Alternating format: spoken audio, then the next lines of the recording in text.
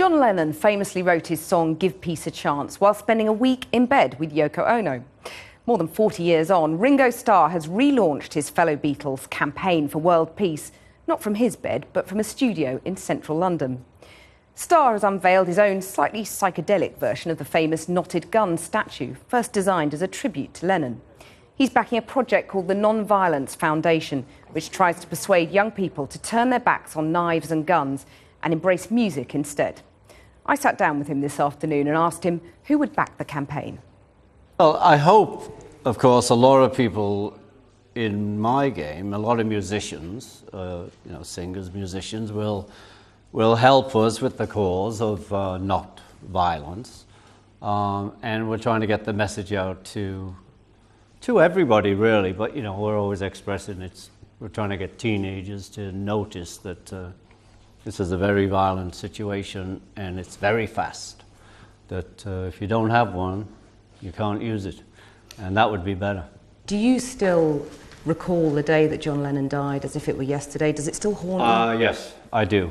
It doesn't haunt me, but it's still very clear in my mind that I was in the Bahamas. I was actually doing some work on a record I was making, and Barbara and we had a phone call from the children saying something's happened to John.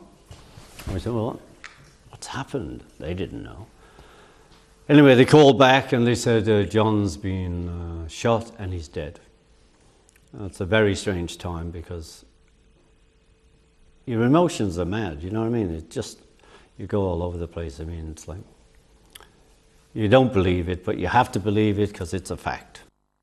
Well, it's a pretty seasonal message, isn't it? Peace and goodwill towards men. Yeah. And women. Exactly, and women. In that spirit, celebrities are being asked to give some of the money that they get from the government for winter fuel, the winter fuel payment, to charity, and it's something that even expats get. Yeah. And is this money that you would Well, no, I don't get my pension. What about the winter fuel payment? I don't get the winter fuel payment, but I am entitled. I also do a bus pass. But last time I was on a bus was in Liverpool. But would you give it away? Well, yes, I would give it away. And, through the Lotus Foundation, Bob and I, we have a charity that we run that's our own. But yes, I think if you don't need it, give it to your neighbour. You don't speak to the media a great deal, and I wonder if some of the reason for that is the kind of things we're seeing coming out in the hacking inquiry. I've never been hacked, and you can hack me anytime you're ready.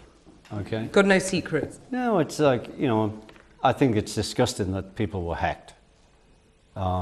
There's got to be some line that people draw. And Paul McCartney was hacked. Yeah, by me. He didn't like it much. No, it's as I say, it's disgusting and terrible, and I think, and we all believe that the papers, and I'm sure it wasn't only the news, but went too far. A meeting of generations. Ringo talking to Kathy.